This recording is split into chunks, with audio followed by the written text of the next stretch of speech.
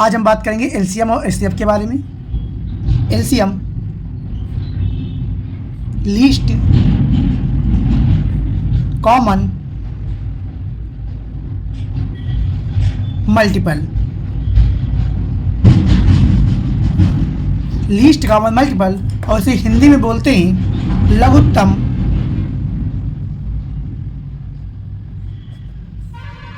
समावर्ती।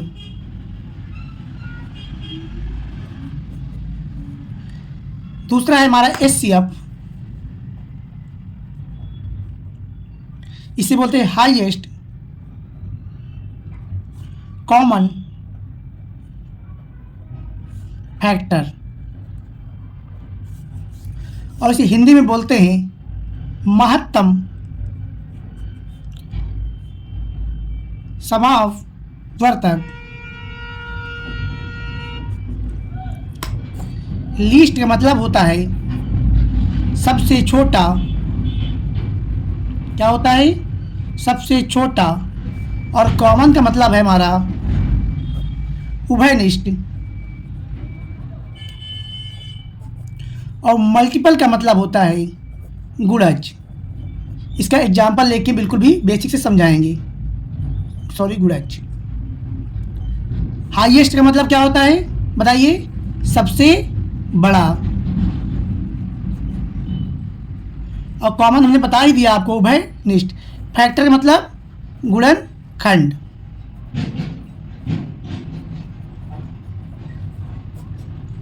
अब इसकी कुछ एग्जाम्पल लेते हैं, उसे समझते हैं। ऐसे हमने एक नंबर लिया, सपोज दैट 12। क्या लिया है? 12। एलसीएम और एचसीएफ समझने से पहले हमें फैक्टर और मल्टीपल समझना होगा। फैक्टर मतलब क्या होता है हमने बताया था आपको पिछली क्लास में। फैक्टर मतलब क्या होता है? गुणनखंड। और मल्टीपल मतलब गुणज। चलिए देखते हैं। एक तरफ लिख लीजिए आप फैक्टर और दूसरी तरफ लिख लीजिए मल्टीपल।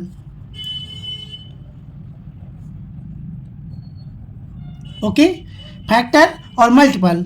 ऐसे हम 12 की मल्टीपल करें, हिंदी में हमने क्या बताया मल्टीपल को? बताइए क्या बताया? गुणज। याद रखना। और फैक्टर मतलब गुणनखंड। ओके, 12 का हमें क्या निकालना है? एक संख्या लिया 12, इसका हमें निकालना है मल्टीपल। मल्टीपल वो संख्याएं होती है जो पहाड़े पे आए। 12 दूनी 24, 12 तेई 36, 12 चौक 48। यानी ये कहाँ तक? नहीं पता। और आगे तक जितनी दूर तक जाए इसका कोई अंत नहीं है। जब हम गुणज की बात करते हैं, गुणज में 1 का 12 बार 12, 2 का 6 बार 12, 3 का 4 बार 12। यानी आप कह सकते हैं कि जो फैक्टर होते हैं, गुणनखंड होते हैं, ये सीमित होते हैं और मल्टीपल अनगिनत होता है। फैक्टर क्या करता है? ये हमारा क्या है? फैक्टर गुणनखंड को विभाजित करता है। किसको? संख्या को विभाजित करता है, यानी को विभाजित करता है। ओके, आगे गुणनखंड है, गुणज है हमारा मल्टीपल। ये क्या करता है? ये हमारा क्या है बताइए? गुणनखंड। और ये क्या है हमारा? गुणज। ये करता है से विभाजित होता है। विभाजित होता। हमने जो समझाया है आपको, ये एक कॉपी पेन में नोट डाउन करते चलिएगा। ये आपकी परीक्षा के लिए बहुत इंपॉर्टेंट है। चलिए आगे एक एग्जांपल लेते हैं और समझते हैं। एचसीएफ और एलसीएम समझने से पहले आपको हम सारी बेसिक बातें समझा देंगे पूरी तरह से। चलिए अगला है, लिखिए फैक्टर। एक तरफ लिखेंगे मल्टीपल। मल्टीपल मतलब गुणज। यहाँ हमेशा कंफ्यूजन होती है। गुणज मतलब क्या होता है? जो पहाड़े पर आए। फैक्टर मतलब जो संख्या को विभाजित कर दे, यानी गुणनखंड। ओके ओके भैया।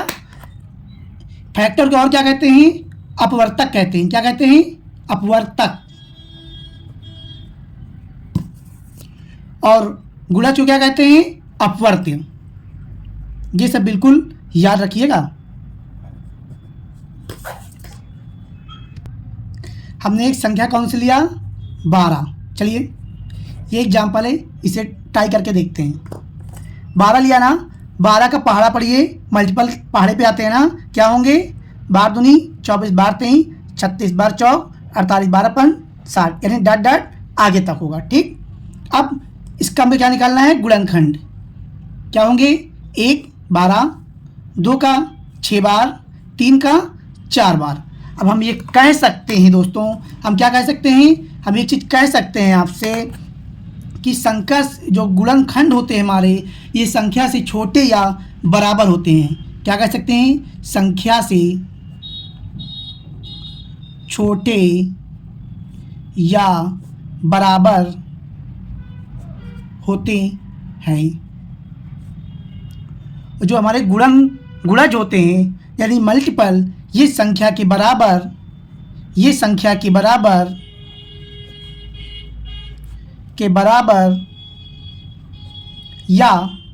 संख्या से बड़े होते हैं। इन्हें जो हमारे गुणनखंड यानी फैक्टर या अपवर्तक, इन्हें गिना जा सकता है। इन्हें क्या किया जा सकता है? गिना जा सकता है। फैक्टर को क्या किया जा सकता है? गिना जा सकता है। जैसे 1 2 3 4 5 6 फैक्टर है हमारे, ठीक ना, 12 के। इसके इन्हें गिना नहीं जा सकता है। ओके, इतना समझ में आया? नहीं आया है तो कमेंट बॉक्स में फिर से बताइए, और इसे बेसिक तरीके से समझा सकते हैं। ओके, जैसे कि आप ये कह सकते हैं जो हमारा गुणज होता है मल्टीपल, ये इन्हें गिना नहीं जा सकता है। अपवर्तक यानी गुणनखंड या फैक्टर, इन्हें गिना जा सकता है। हमेशा फैक्टर संख्या से छोटे होंगे या संख्या के बराबर होगा, और जो मल्टीपल गुणज अपवर्त्य, ये हमेशा संख्या के बराबर या संख्या से बड़े होते हैं। ओके, चले आगे कुछ क्वेश्चन को सॉल्व करते हैं, एमसीक्यू हैं। चलिए बताइएगा इनके आंसर। किसी भी संख्या का गुणनखंड होता है, बताइए क्या आंसर होगा? संख्या से छोटा या बराबर, केवल संख्या से बड़ा होता है, संख्या से बड़ा या बराबर है, केवल संख्या से छोटा। चलिए गुणनखंड की बात करते हैं। हमने कौन सी संख्या ले लिया? 6। क्या ले लिया? 6। तो 1 का 6 बार, ठीक, 2 का 3 बार। तो ये क्या हुआ? यानी हमको ये पता चला जो हमारे गुणनखंड हैं ये संख्या से छोटा या संख्या के बराबर होगा। ओके, ठीक, सबसे राइट आंसर क्या होगा? ए, संख्या से छोटा या बराबर। अब यहाँ पर देखिए, एक सबसे छोटा गुणनखंड, एक क्या है? सबसे छोटा गुणनखंड, और 6 क्या है? हमारा सबसे बड़ा गुणनखंड है।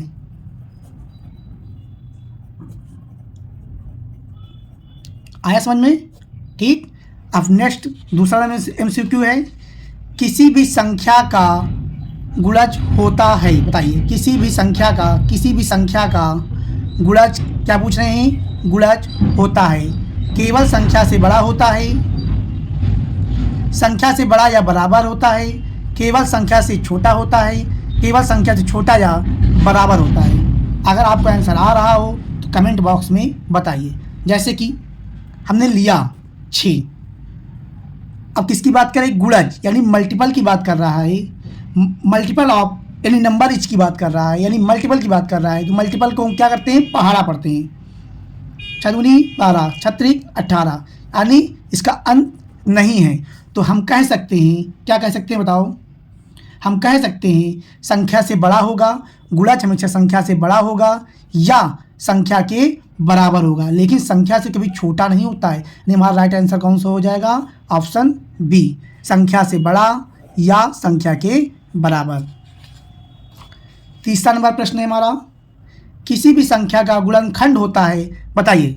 किसी भी संख्या का गुणनखंड है, ए एक संख्या होता है, गिना जा सकता है, अनगिनत होता है और ज्ञात नहीं किया जा सकता है। बताइए क्या होगा आंसर। गुणनखंड में पहले आपको सवाल कराया है, आप गलत नहीं होना चाहिए। यानी इसे गिना, बताइए, गिना जा सकता है। किसको नहीं गिना जा सकता है, बताइए। किसको गिना नहीं जा सकता है, बताइए, जल्दी बताइए। किसको नहीं गिना जा सकता है? गुणज को नहीं गिना जा सकता है, फैक्टर को गिना जा सकता है। गुणज मतलब मल्टीपल। ओके, नेक्स्ट सवाल है, किसी भी संख्या का गुणज है एक होता है, बताइए। अब किसकी बात करता है? एक होता है, गिना जा सकता है, अनगिनत होता है, ज्ञात नहीं किया जा सकता है। क्या होगा आंसर? इसे गिना जा सकता है। इसे मतलब सॉरी, गुणज की बात कर रहा है, मल्टीपल, यानी ये अनगिनत होता है। जैसे कि 6 यानी 12, 36 18, 6 24, यानी इसे नहीं गिना जा सकता, यानी इन्फिनाइट तक होता है। ओके, आया समझ में? ना आया हो तो बताएं, कोई डाउट हो तो बताएं।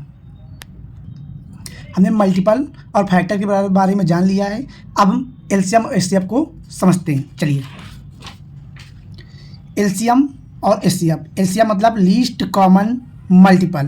हमने मल्टीपल को समझा। पहले परिभाषा मान लीजिए कभी पूछ ले तो आपको याद होनी चाहिए।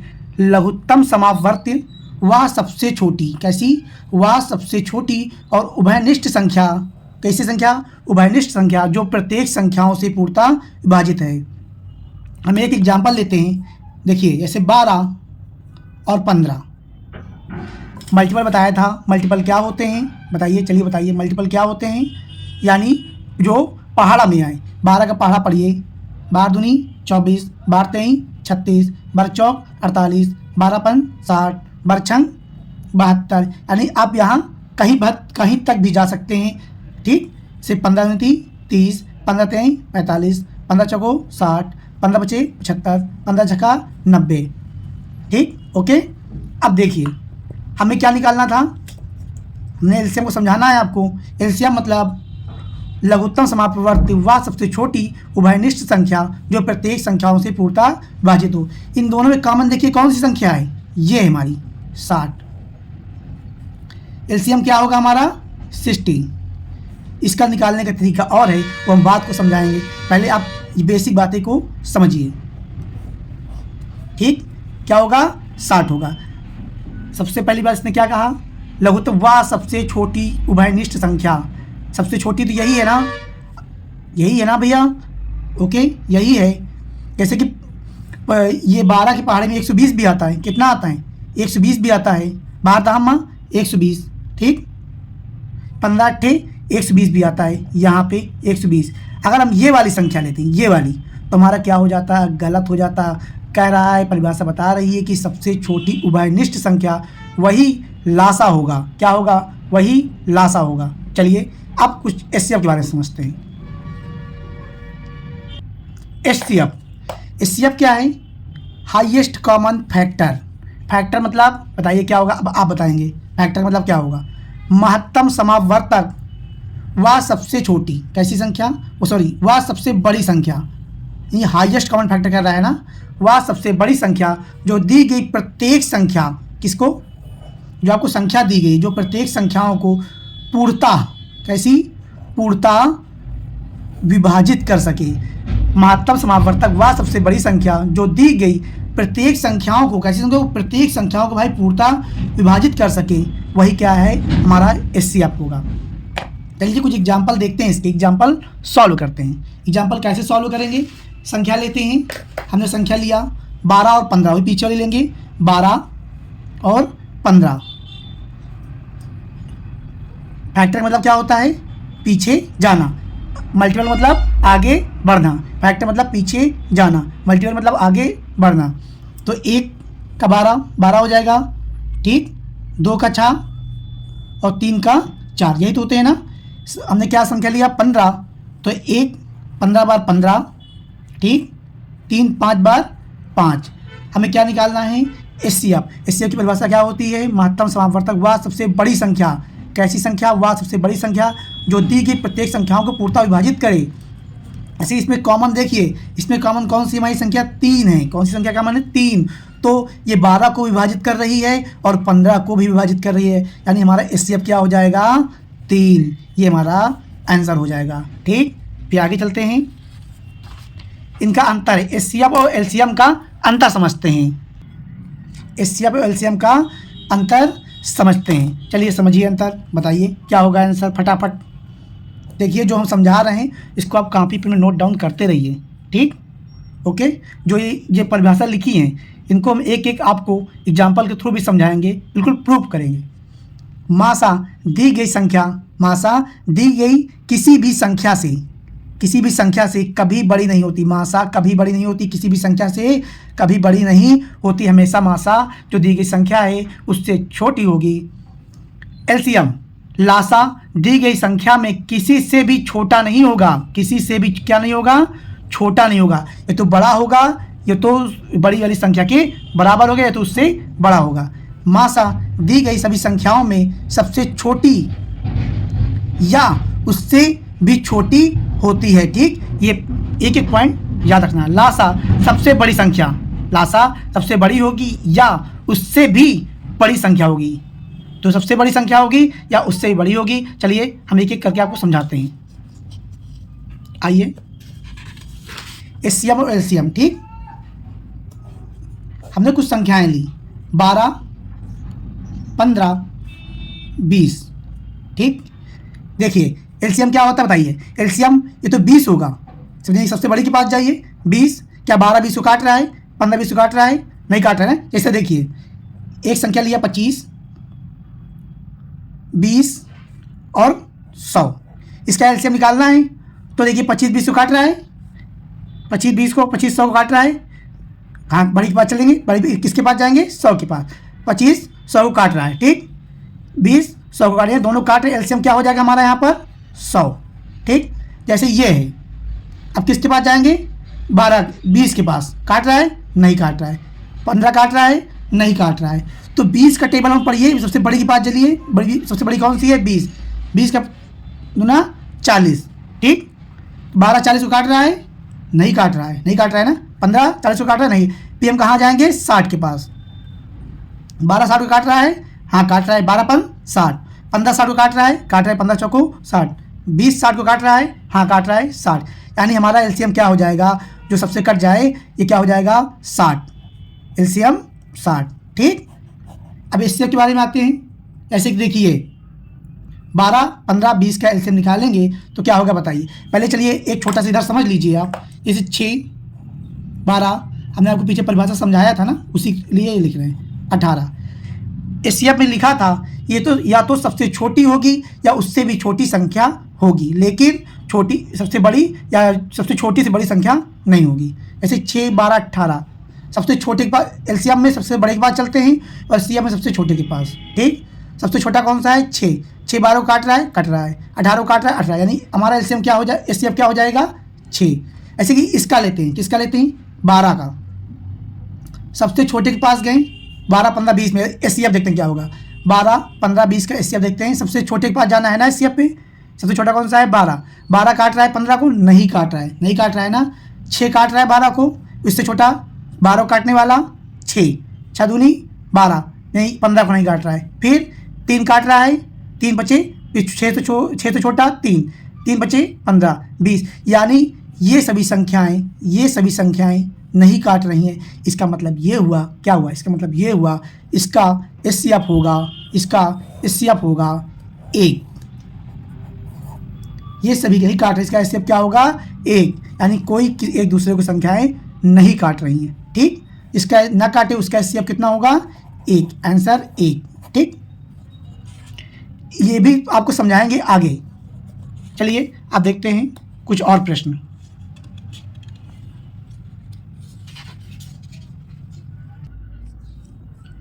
हमने कुछ संख्याएं ली A, B और C। ठीक, इनका हम निकालेंगे एलसीएम और एचसीएफ। ओके, क्या निकालेंगे? एलसीएम और एचसीएफ। एलसीएम क्या होता है बताइए। एलसीएम क्या होगा? पहले जल्दी जल्दी बताइए, कमेंट करिए। लाली तुम बताओ क्या होगा एलसीएम और एचसीएफ इसका? ठीक, एलसीएम होता है जो प्रत्येक से विभाजित होगा। एलसीएम क्या होगा? इन सभी संख्याओं से विभाजित होगा। नहीं, आप लिख लीजिए प्रत्येक से विभाजित, हमने पीछे लिखाया है। ठीक, और एचसीएफ क्या होता है? प्रत्येक को विभाजित करेगा, प्रत्येक को विभाजित करेगा। ओके, इसमें ये लिख लीजिए आप, जो हमारा मासा होगा एचसीएफ, जो हमारा मासा होगा क्या? मासा जो होगा, समझिए पहले पूरी बातों को समझिए। ठीक, मासा होगा, क्या होगा? मासा सभी संख्याओं को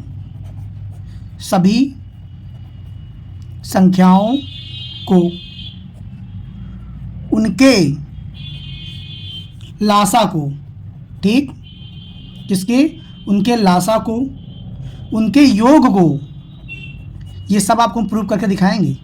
उनके योग को, उनके अंतर को, किनके? उनके अंतर को, और उनके गुणनफल को,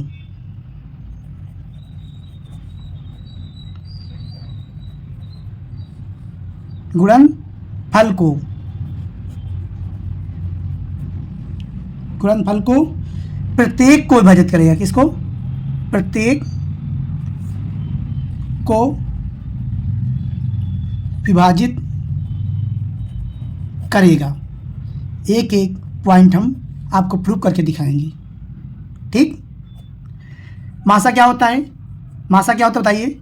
सभी संख्याओं को, उनके लासा को, उनके योग को, उनके अंतर को, उनके गुणनफल को, प्रत्येक को विभाजित करेगा, कर सकता है। ठीक, अब आपको मैं एक एक लाइन यहाँ पे प्रूव करके दिखाएंगे आखिर जो हम बोल रहे हैं सही है कि झूठ है। चलिए देखिए, अब हमने संख्या लिया 4 और 6। ठीक, इसका मासा क्या होगा बताइए? सबसे छोटे के पास जाएंगे, सबसे छोटा कौन सा है? 4 का मासा, यानी 4 कटेगा? नहीं कटेगा। फिर 4 छोटा, 4 को कौन विभाजित करेगा? 2 दूनी 4 होता है 6, यानी कौन सा होगा? 2 होगा। क्या होगा? 2। ये हमारा क्या है? मासा है।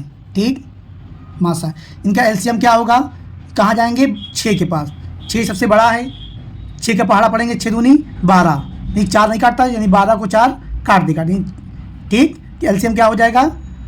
12। अब देखिए 2 काट रहा है ना इनकी संख्याओं को, 2 दूनी 4 होता है 6, ये काट रहा है। ओके, उसके बाद फिर 2 जो है देखिए उनके लासा को भी काटेगा, 2 छक 12, ये भी काट रहा है। उनके योग को 6 4 10, 5 10, यदि ये भी काट रहा है, ये भी प्रूफ हुआ। और फिर क्या कहा था? उनके अंतर को, इनका अंतर 6 में 4 गए, 2 आएगा, यानी ये भी काट रहा है, यही बात हमारी सही हुई। उनके घटाव को, यानी उनके अंतर को, अंतर में कर दिया ना 2। ठीक, यानी हमारा सभी, इनके गुणनफल को भी कहा था हमने, 6 गुणे 4 करेंगे कितना आएगा? 24, देखो काट रहा है 12 बार, यानी ये भी बात सही हो गया। उनका गुणनफल सही हो गया, उनका अंतर से, उनका योग, उनकी संख्याओं, उनके लासा सब कुछ सही हो गया। ठीक, अब चलते हैं कुछ प्रश्नों को हल कर लेते हैं। किसी भी संख्या समूह का लासा, किसी भी संख्या समूह का लासा दी गई संख्याओं में, किसी भी संख्या समूह का लासा दी गई संख्याओं में क्या होगा बताइए? 1 मिनट के बाद समय है, आप बताइए क्या होगा इसका आंसर। फटाफट कमेंट करके बताइए, आंसर बताइए। ऑप्शन है केवल बड़ी होती है, सबसे छोटी या उससे बड़ी होती है, सबसे बड़ी या उससे भी बड़ी होती है, केवल छोटी होती है। क्या होगा आंसर बताइए, जल्दी बताइए। हमने क्या पूछा? लासा, यानी ABC, यानी लासा निकाल तो किसके पास जाते हैं? सबसे बड़ी के पास। सबसे बड़ा कौन सी? यानी या तो बड़ा होगा, इससे सबसे बड़ी संख्या होगी, या उससे बड़ा होगा। ऑप्शन देखिए, सबसे बड़ी या उससे बड़ी होती है, यानी हमारा आंसर कौन सा हो जाएगा? C। Okay, 6 number question. किसी भी संख्या समूह का मासा दी गई संख्याओं में क्या होगा बताइए? सबसे छोटी या उससे भी छोटी होती, सबसे बड़ी या उससे भी बड़ी होती है, केवल बड़ी होती है, केवल छोटी होती है। क्या आंसर होगा बताइए? पहला तो कट गया, जैसे कि ए बी सी, हम सबसे पास मासा निकाले, सबसे पहले किसके पास जाएंगे? ए के पास, सबसे छोटे के पास जाएंगे। तब ये तो सबसे छोटी होगी या उससे भी छोटी होगी, ये तीनों ऑप्शन पहले ही कट गए। कौन सा है? सबसे छोटी या उससे भी छोटी होती है। क्वेश्चन नंबर 7, किसी भी संख्या समूह का मासा पूर्णतः विभाजित करता है। एक एक चीज़ पढ़ाया मैंने आपको, गलत नहीं होना चाहिए। लाली बताओ तुम। ए, सभी संख्याओं को, उनके लासा को, उनके योग को, उन सभी को। जो मासा होता है संख्याओं को, लासा को, योग को, अंतर को, गुणनफल को, सभी को विभाजित करता है। इनमें आंसर क्या हो जाएगा? ऑप्शन डी, सभी को। वीडियो अगर पसंद आई हो ना दोस्तों तो लाइक जरूर कीजिएगा। क्या कीजिएगा? लाइक, और चैनल को सब्सक्राइब। क्या करेंगे? सब्सक्राइब, ठीक, और शेयर भी करते जाइए। बहुत मेहनत लगती है एक वीडियो बनाने में। हमारे पास देखिए दोस्तों संसाधन कम है, आप साथ देंगे तो संसाधन भी होगा, ठीक। अब वीडियो पसंद आए तो लाइक करें, चैनल को सब्सक्राइब करें और वीडियो को ज़्यादा से ज़्यादा शेयर करें। धन्यवाद, आपका दिन शुभ हो।